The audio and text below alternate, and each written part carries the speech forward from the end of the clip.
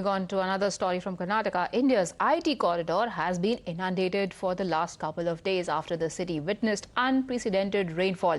Normal life was thrown completely out of gear. Now, even though the water has started receding from several areas of the city, the residents continue to worry over IMD's warnings of even more rainfall in the days ahead. The JCBs are on the job now to clear out the roads. There are illegal constructions over drains that are also being demolished so that the traffic movement as well as water drainage systems can be brought back to normal.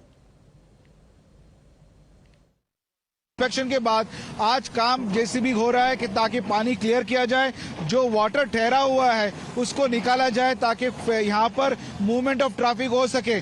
JCB को मंगवाया गया है तो सरकार BBMP का आश्वासन है कि पिछले नेक्स्ट 2 या 3 दिन में अगर बारिश तेज ना हो और बारिश की क्षमता कमी है तो ये पूरा पानी निकाल दिया जाएगा और पूरा रोड क्लियर कर दिया जाएगा। बीबीएमपी कमिश्नर तुषार गिरिनाथ ने कहते हुए बताया कि एक 3-4 दिन में अगर बारिश की रफ्तार कम रही तो ये पूरा एरिया क्लियर कर दिया जाएगा। जिस तरह से दिक्कत हो रही है, मैं कैमरामैन को दिखाना चाहता हूं कि देखिए कि कैसे वो कैमरामैन दिखा रहे हैं कि किस तरह से दिक्कत हो रही है। एक कोने से पकड़कर पूरी गाड़ियां जा रही हैं। धीरे धीरे ट्रैफिक एडवाइजरी इशू की गई है कि इतनी तेज से ना जाएं, एक एक करके पूरा मैनेजमेंट वहां पे हो रहा है। गाड़ी जो जाने की कोशिश कर रही है, देखिए जैसे कितनी मुश्किल हो रही है लोगों को अपने ऑफिस या अपने घरों जाने के लिए कि पानी यहाँ पे रुक चुका है। अभी एक गाड़ी जो है बंद पड़ चुकी है पानी की वजह से। ये है सिचुएशन बेंगलुरु में। कल सीएम ने अभी कल रात यहाँ पे दौरा किया, लेकिन अभी भी कई जगहों पर बारिश की रफ्तार कल रात कम थी, लेकिन अभी कई जगहों पर पानी ठहरा हुआ है। आप देख सकते हैं सरकार ने अभी जेसीबी डाला है यहाँ पर पानी को क्लियर करने के लिए।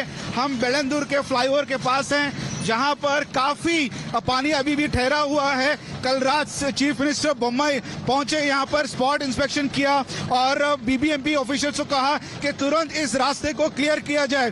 यही वो रास्ता है जिस पर आईटी कंपनीज ने शेख तपते हुए कहा था कि ये इसको पानी की वजह से काफी उनका नुकसान हो रहा है। ये आईटी कॉरिडोर में पड़ता है जहां पर काफी आईटी कंपनीज के एम्प्लॉयज काम करते हैं। इस रोड के कंप्लीट वाटर भरने से काफी इनको दिक्कत हो रही थी ट्रैवल करने में। आज आईटी कंपनीज ने पूरे अपने एम्प्लॉयज को घर से काम करने के लिए कहा है। स्कूल्स और कॉलेजेस इस एरिया में भी सरकार ने हॉलिडे डिक्लेयर किया है और कहा है कि नेक्स्ट 3-4 दिनों में अगर तेज रफ्तार बारिश नहीं हुई तो ये पूरा एरिया जो है जो पानी से भरा हुआ है उसको क्लियर कर दिया जाएगा।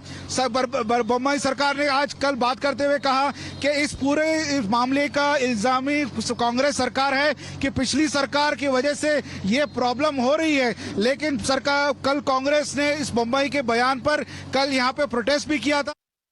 The political blame game is on. Chief Minister Basavaraj Bommai on his part, while taking a stock of the situation and speaking with several teams, also giving out the number of the data of money that has been assigned in order to ensure that there are no water woes in the city, also pinned the blame on the past Congress governments. However, this is what the Congress had to say. For the most of the time in last 15 years, and you blame a previous government, that shows how weak you are. That shows that you were sleeping, you had no focus on the city. The government had no focus on Bangalore's development and infrastructure. On the contrary, they were busy doing communal politics. Today's Chief Minister's statement is very unfortunate and shameful. It admits that they have failed and they want to shift the blame on somebody else. I don't think it's the time for blame. I think the focus has to be in ensuring that relief reaches out to those people who are impacted by the floods there. Secondly, of course, there would have to be a study of why did the flooding take place. Is it one of those phenomena of weather alone? Or is it there a failure in terms of design, in terms of waterlogging or things like that? That is later.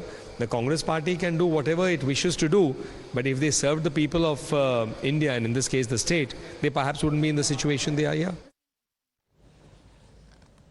One hopes that irrespective of which side of the political spectrum these parties are, the residents can be taken out of their deluge of water woes. We take a very quick break on that note.